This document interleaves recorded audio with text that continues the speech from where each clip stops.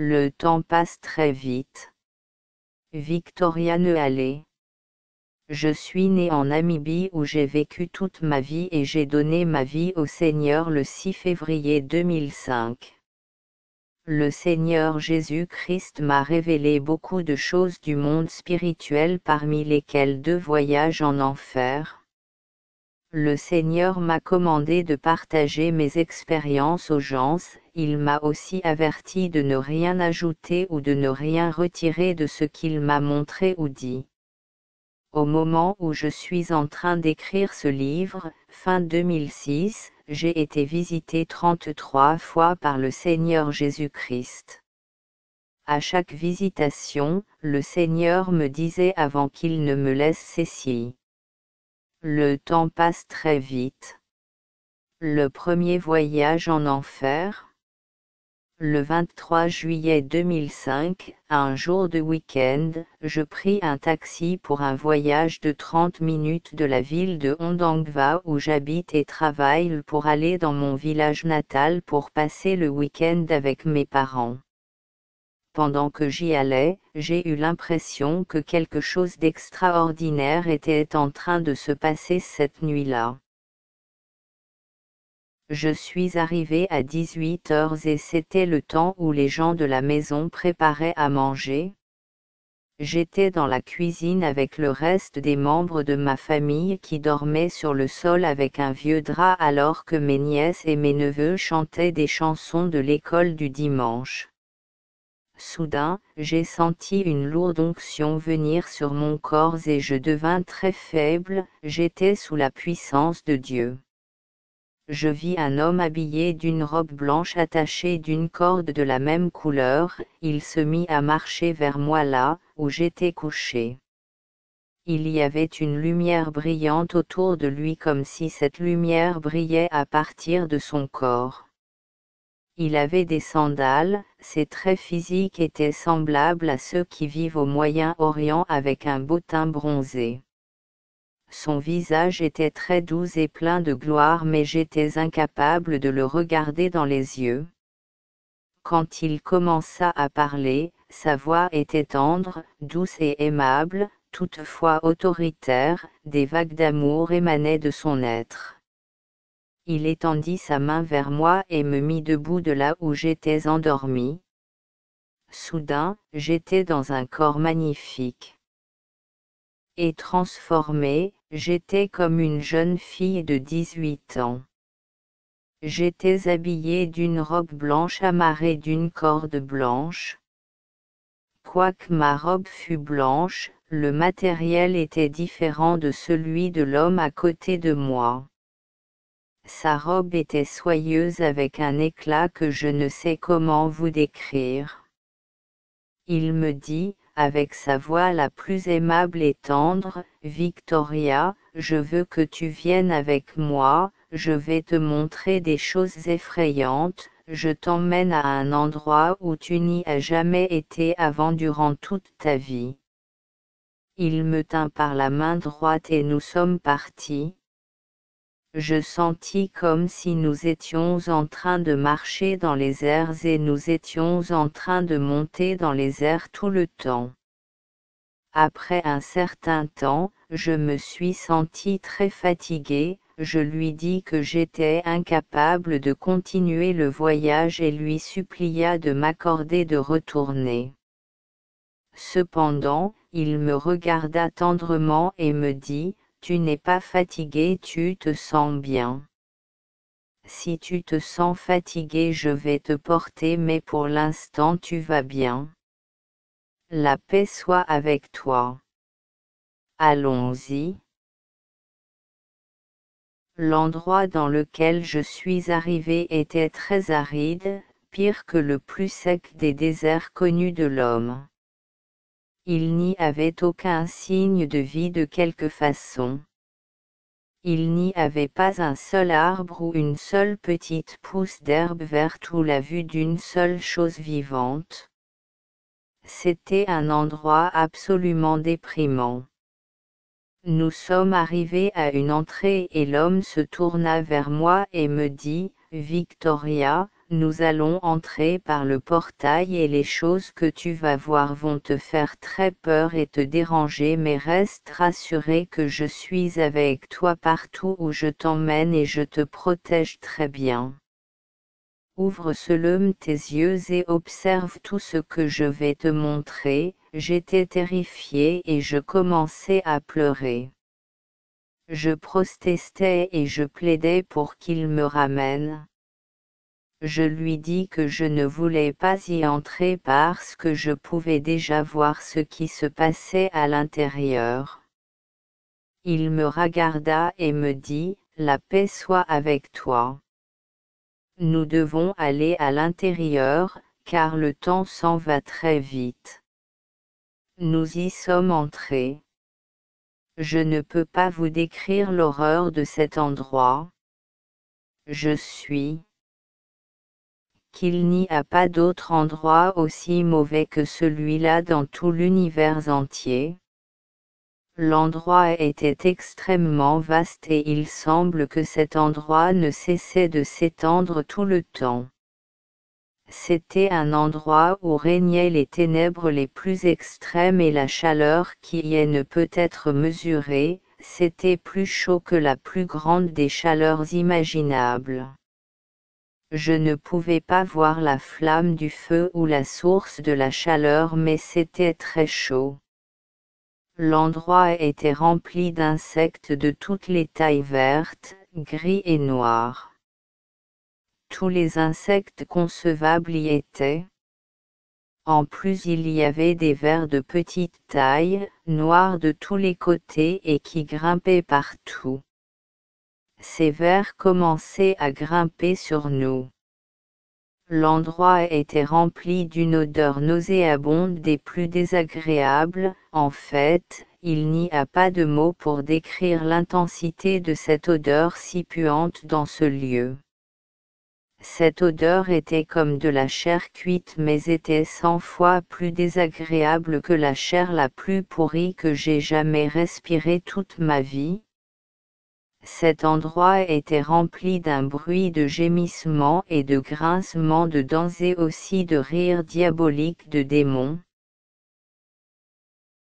Le pire dans ce lieu est que c'était rempli de gens. Il y avait tant de gens qu'on ne peut les compter. Là-bas, les gens se présentent sous la forme de squelettes. Je peux dire avec certitude que ces squelettes étaient des humains parce que j'ai reconnu certains de mes proches parents et des gens de mon propre village. Leurs os étaient d'une couleur sombre et extrêmement secs. Ils avaient de longues dents aiguisées comme ceux des animaux sauvages. Leur bouche était large et étendue et leur langue, longue et rouge clair.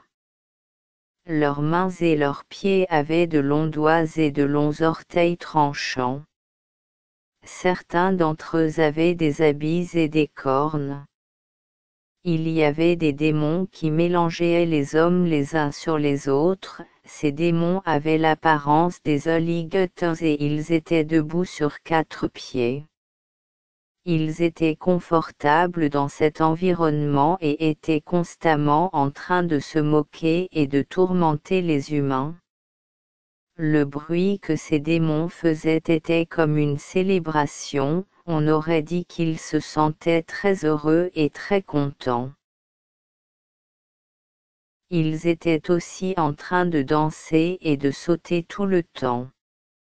Les humains de leur côté étaient misérables et déprimés. Ils étaient sans aide et sans espoir. Le bruit que faisaient les humains était causé par leur souffrance, ils pleuraient, criaient et grinçaient leurs dents et étaient dans une situation désespérée, dans la peine et dans une agonie inimaginable. Les gens dans cet endroit étaient incomptables, mais je pouvais clairement voir que la grande majorité d'entre eux étaient des femmes. Ils étaient divisés en plusieurs groupes différents. Même dans ces groupes, il n'était pas possible d'estimer le nombre de gens d'un seul groupe parce que ces groupes étaient extrêmement larges. L'homme, Jésus, me conduisit aux côtés de l'enfer. Il me regarda et me dit, Victoria, ceci est un groupe de gens qui refusaient de pardonner aux autres. Je leur ai dit plusieurs fois et de plusieurs manières de pardonner les autres mais ils me rejetèrent, je leur ai pardonné tous leurs péchés. Leur temps de mourir était arrivé et ils se retrouvèrent ici. Ils y seront pour toute l'éternité, ils mangent les fruits de leur travail pour toujours et à jamais. Cependant, il m'est pénible de les voir dans cet horrible endroit et dans cette situation parce que je les aime. Ensuite il m'emmena vers un autre groupe et l'homme me dit que les gens du second groupe sont ceux qui ont des dettes. Il y avait des catégories différentes dans ce groupe.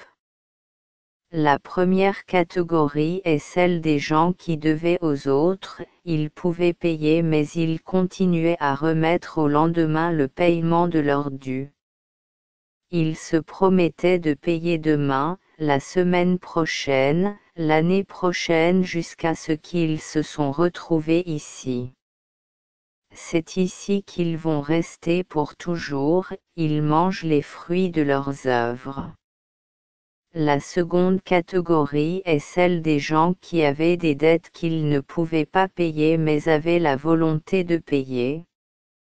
Malheureusement ils avaient peur des conséquences parce que, peut-être que s'ils disaient la vérité ils auraient souffert le rejet des hommes ou bien ils auraient été jetés en prison ou bien ce qu'ils ont fait devait être connu des autres et ils se seraient sentis humiliés. Me dit, personne d'entre eux n'est venu à moi pour me demander de les aider.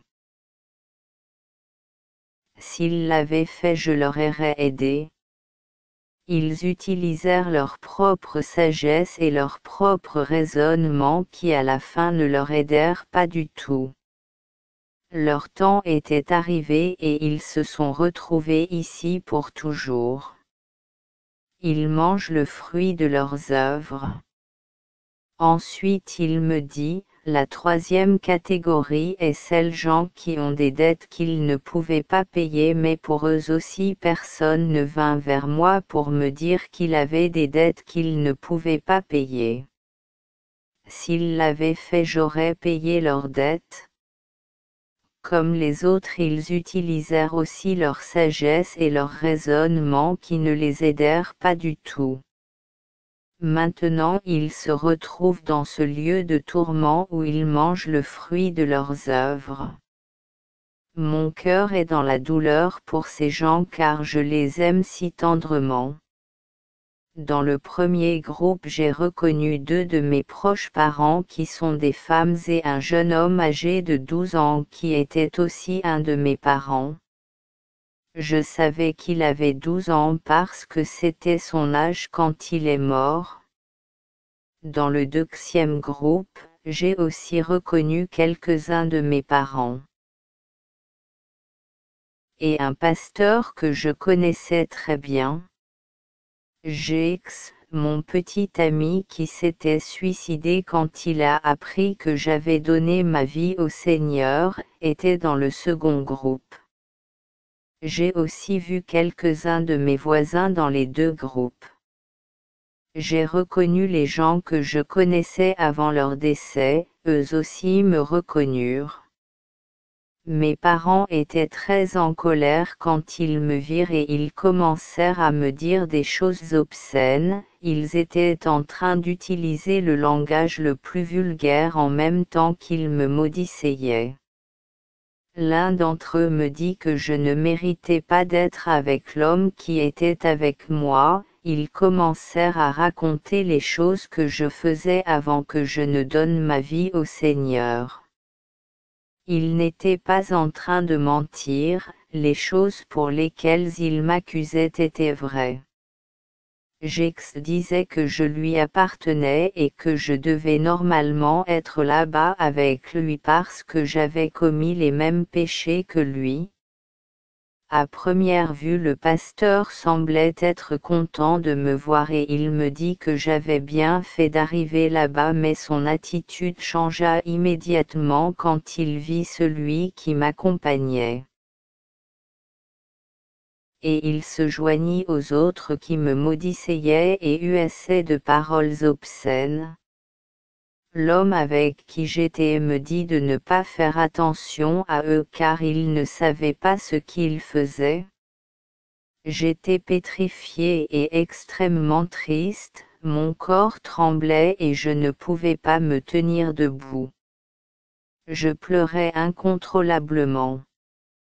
L'homme se tourna vers moi, me serra dans ses bras et dit, « La paix soit avec toi, Victoria. » Ma force me revint et je me sentis en sécurité dans son étreinte. Ensuite il me dit que nous devions retourner. Il me regarda et me dit, « Victoria, voilà, je t'ai tout révélé. Maintenant tu dois choisir dans quel groupe tu veux être, le choix est entre tes mains. Tu dois dire aux gens tout ce que tu as vu et expérimenté mais n'ajoute rien et ne retire rien. » Je me souviens qu'à un moment donné nous avions quitté cet endroit d'horreur mais je ne savais pas où je m'étais séparé de lui, alors je repris conscience. J'ouvris mes yeux et je me retrouvais dans un hôpital, dans mon corps physique. J'occupais un des lits de l'hôpital au Shakati. Il y avait une perfusion sur mon bras gauche. Et je vis ma mère et d'autres voisins de mon village au coin de la chambre où ils me regardaient avec étonnement. Je pouvais dire en regardant ma mère au visage qu'elle avait pleuré.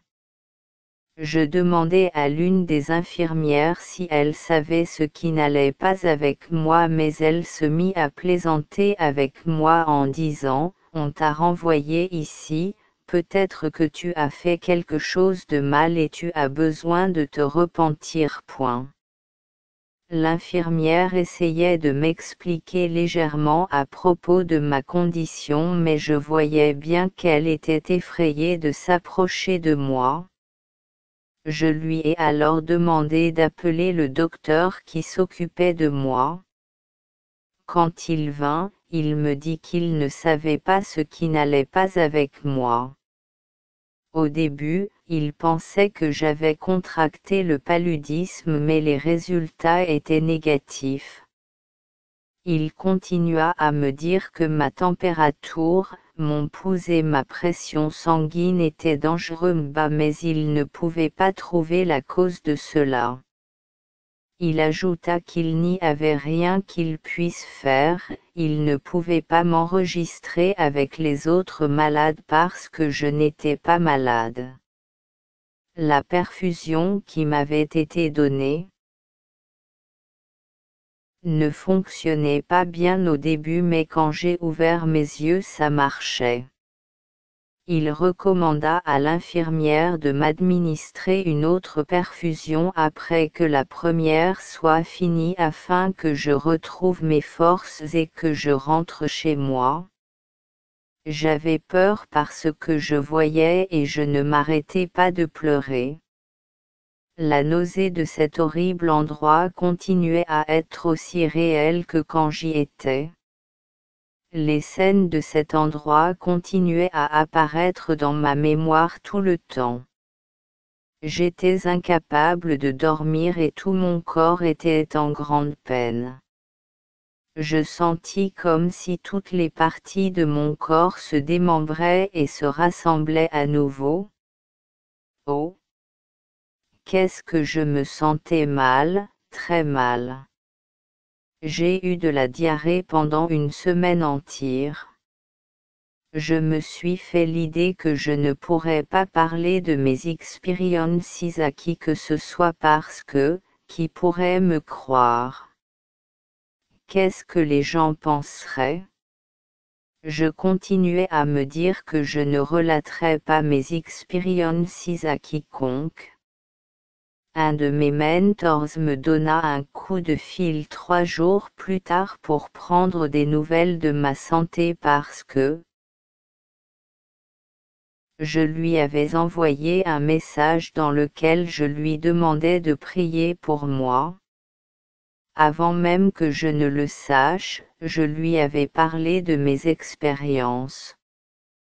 Quand je réalisais ce que je faisais, je lui avais déjà parlé de presque toute mon histoire. Je voulais m'enfuir. Je pleurais parce que j'étais convaincu que j'avais fait la plus grande erreur de ma vie. Maintenant que l'histoire était racontée, il n'y avait pas de possibilité de pouvoir me cacher. Je savais que si Dieu voulait quelque chose soit dite, il l'aurait dit, après tout il est Dieu. Le 19 août, je me suis réveillé en sentant des signes d'onction dans mon corps physique. J'étais faible et je tremblais pendant que des vagues d'électricité traversaient tout mon corps. Dans la soirée, je vis une lumière brillante venant dans la chambre où j'étais et au beau milieu de cette lumière je vis un homme, le même homme que j'avais vu. Cette fois, il s'assit sur la chaise qui était à côté de mon lit. Je ne sais d'où venait cette chaise mais elle y était lorsqu'il est entré. C'était une belle chaise faite d'or solide, la taille de cette chaise était comme celle des autres chaises avec un support dorsal. Sur chaque pied il y avait une étoile enduite d'or, la même étoile était au centre du support dorsal de la chaise. Il y avait des roues blanches sur chaque pied. Après m'avoir salué, il me dit que j'avais beaucoup de questions à propos de son identité et qu'il était venu se révéler lui-même à moi et m'expliquer certaines choses que j'avais expérimentées. Il me dit, je suis Jésus-Christ, ton Sauveur. Si tu as des doutes, regarde mes mains. L'endroit où nous sommes allés est l'enfer. Quand je regardais à ses mains, je vis des cicatrices là où les clous l'avaient percé. Cher ami, je veux te dire que l'enfer n'est pas une imagination fabriquée par un homme mais est bel et bien réel et c'est un lieu absolument désagréable. L'enfer n'est pas créé pour les hommes mais pour Satan et ses démons. Notre place légitime est dans les cieux avec Jésus mais nous devons choisir Jésus avant qu'il ne soit trop tard. Aujourd'hui si tu entends sa voix n'endurcis pas ton cœur, accepte Jésus comme ton Seigneur et Sauveur personnel afin de vivre pour lui. L'enfer est un endroit terrible, c'est un endroit de crainte et d'apitoiement, c'est un lieu de tourments et d'éternels pleurs et de grincements de dents. Satan veut emmener autant de personnes que possible avec lui. Ne coopérez pas avec lui mais coopérez avec Jésus alors vous vivrez, vous ne mourrez pas. Je ne comprenais pas pourquoi le Seigneur me demandait de choisir entre les deux groupes qu'il m'avait montrés en enfer alors que j'étais déjà né de nouveau. J'avais accepté Jésus mais il m'avait quand même demandé de choisir si je voulais aller en enfer ou non. Alors je me mis à prier et demander à Dieu de me révéler ce qu'il attendait de moi et voulait que je fasse. Le Seigneur me révéla que je gardais dans mon cœur le manque de pardon et le ressentiment envers une de mes sœurs et un de mes cousins. Je demandais au Seigneur de me pardonner pour mon esprit de manque de pardon et pour avoir gardé la colère et l'amertume dans mon cœur envers elle. Le Seigneur me demanda d'aller et de demander pardon à mon cousin. Le Seigneur me rappela aussi qu'il fut un temps où j'avais fait la demande d'un emploi en tant qu'enseignante avec un faux diplôme. Il considérait cela comme étant une dette et un vol. J'étais déterminée à faire ce qui est juste et droit et je demandais l'aide du Seigneur et de me montrer un moyen facile pour résoudre ce problème parce que c'était un crime sérieux qui aurait pu m'envoyer derrière les barreaux, la prison. Il me dirigea vers le ministère de l'Éducation et confessait ce que j'avais fait. J'étais prête à aller en prison si cela n'était pas évitable. Le Seigneur me montra sa faveur d'une manière étonnante. Les officiels du ministère de l'Éducation me dirent que je devais choisir entre rembourser l'argent que j'avais reçu du gouvernement ou non. Ils me promirent de ne pas me poursuivre en justice parce qu'ils étaient stupéfaits par ma confession. Notre Dieu est un Dieu fidèle qui honore sa parole. Si vous êtes dans une situation similaire à celle dans laquelle j'étais, je vous encourage à faire ce qui est correct à faire, n'ayez pas peur des conséquences. Vous serez peut-être incarcéré dans une prison terrestre mais pour un petit temps. Il n'y a pas de douleur et de honte comparable à une éternité séparée de Dieu. L'enfer n'est pas un endroit de joie, il est mieux de laisser le soin à Dieu de vous juger maintenant avant qu'il ne soit trop tard. Nous ne devons pas avoir peur du jugement de Dieu pendant que nous sommes dans le temps de la grâce, nous devons lui accorder d'exposer n'importe quel défaut de nos vies pendant que nous avons encore le temps de le faire avec lui parce qu'il n'y a pas de pardon de l'autre côté de la tombe. Le second voyage en enfer. Le 18 octobre 2005 je me suis réveillée à 5h30 mais je ne pouvais pas aller au travail. Je me sentais très faible et ivre, je ne pouvais pas bouger ou tourner autour de mon lit et la présence du Seigneur était très forte dans la chambre. Je tremblais et je sentais de l'électricité circuler autour de mon corps.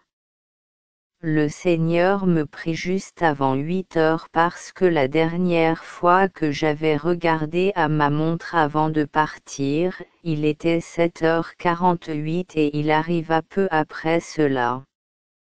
Il me salua et me dit que nous devions encore partir parce que le temps s'en va très vite. Je me suis levée et nous avons commencé à marcher.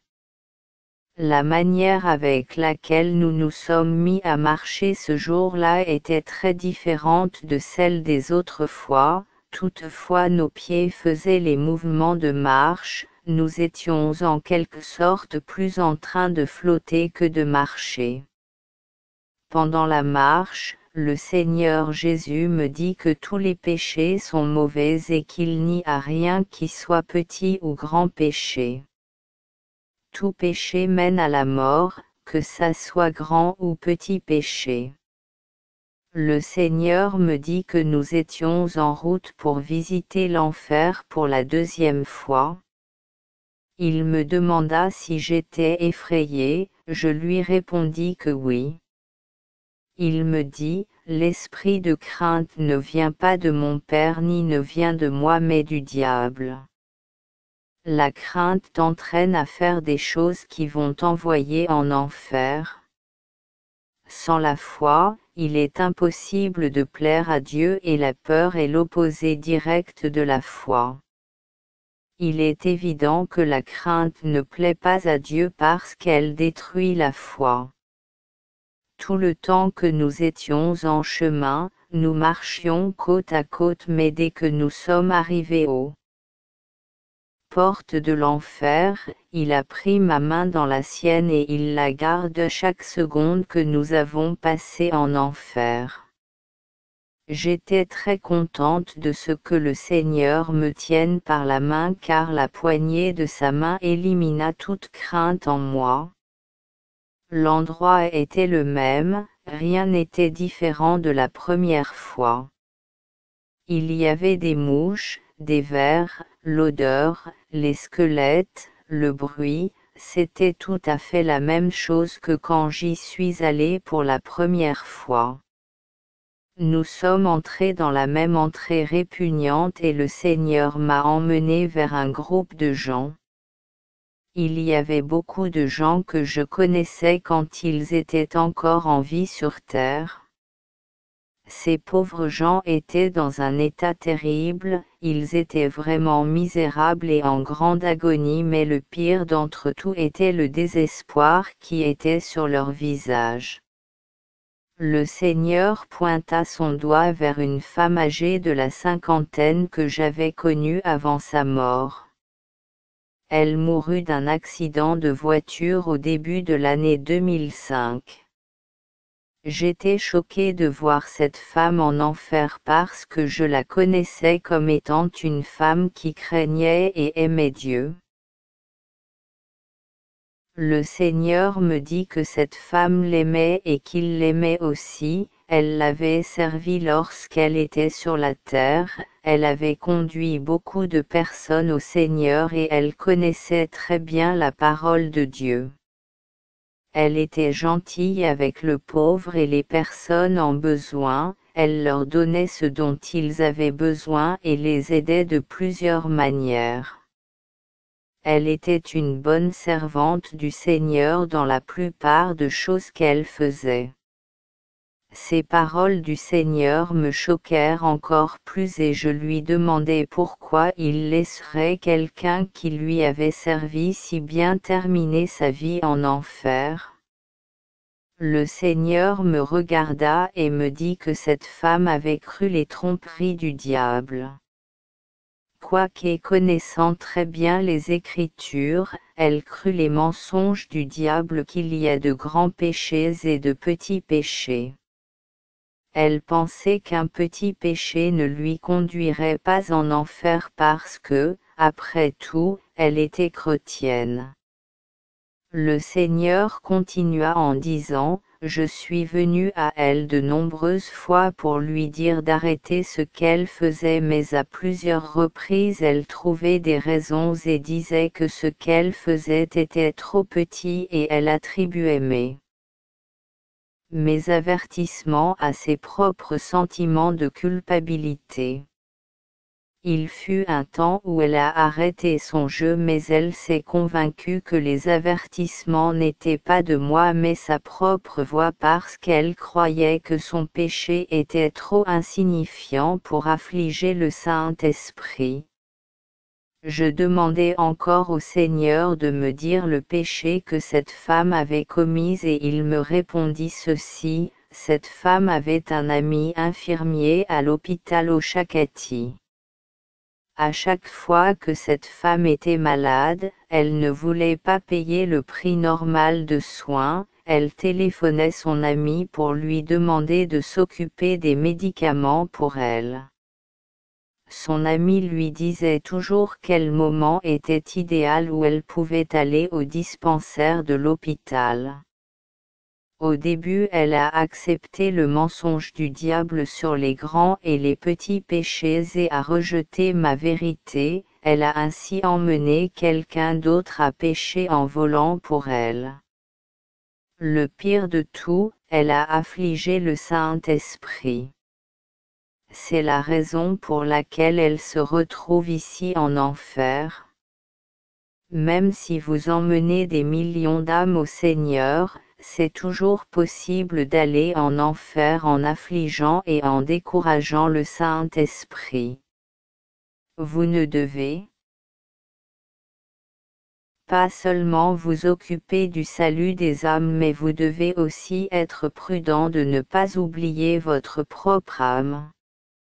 Soyez sensibles au Saint-Esprit en tout temps. Après que le Seigneur ait dit ces paroles, il dit que nous devions rentrer. Plusieurs des chrétiens qui ont entendu cette histoire la trouvent problématique. Ils me demandent toujours, qu'en est-il de la justification, la miséricorde et la grâce, et est-il possible de perdre ton salut après que tu l'aies reçu? Ceci n'est-il pas trop sévère? Dieu peut-il être cruel? Ok, j'ai dit quelque part ailleurs dans ce livre que je ne présente pas ma propre théologie. Je vous parle juste des choses que le Seigneur m'a révélées et enseignées et ce qu'il m'a permis d'expérimenter. Référez-vous s'il vous plaît à la Bible pour trouver des réponses. Regardez au verset suivant de la Bible et faites en votre propre jugement. Mais je traite durement mon corps et je le tiens assujetti, de peur d'être moi-même rejeté, après avoir prêché aux autres. 1 Corinthiens 9, 25. Que dirons-nous donc? Demeurerions-nous dans le péché, afin que la grâce abonde? Loin de là.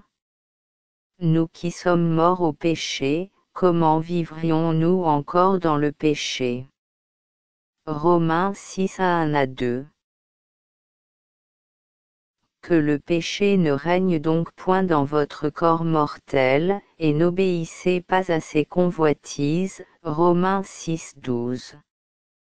Car, si nous péchions volontairement après avoir reçu la connaissance de la vérité, il ne reste plus de sacrifice pour les péchés, mais une attente terrible du jugement et l'ardeur d'un feu qui dévorera les rebelles.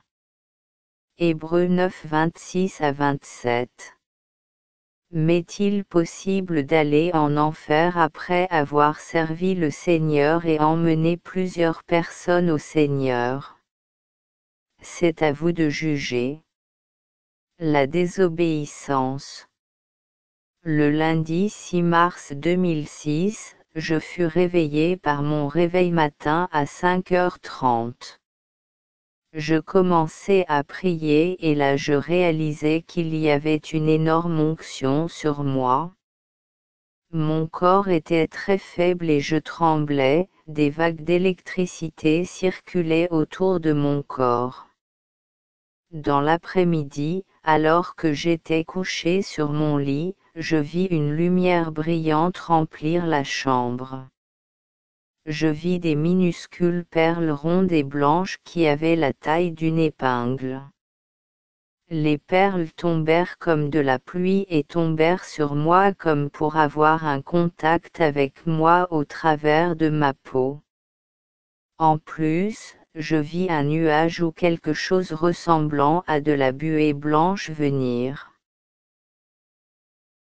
Cette sorte de buée remplit la chambre où j'étais et vint se coller sur ma peau au premier contact. Par la suite, je vis Jésus marchant vers moi dans ce nuage de buée. Il s'assit sur sa chaise à côté de mon lit. Je ne sais d'où venait cette chaise mais elle avait apparu dès qu'il était sur le point de s'asseoir. C'était une magnifique chaise faite d'or pur, la taille de cette chaise est semblable aux autres chaises avec un support dorsal. Sur chaque pied il y avait une étoile en argent, une étoile similaire mais plus large était située au dos de la chaise. Il y avait une roue sur chaque pied. Jésus me salua et me serra dans ses mains et me dit de me lever parce que le temps passe très très vite. Il me tira par la main pour m'aider à me lever et je m'assis sur mon lit. Ensuite il me dit, Victoria, nous allons prier. Il pria dans une langue que je ne comprenais pas, je compris seulement le mot Amen.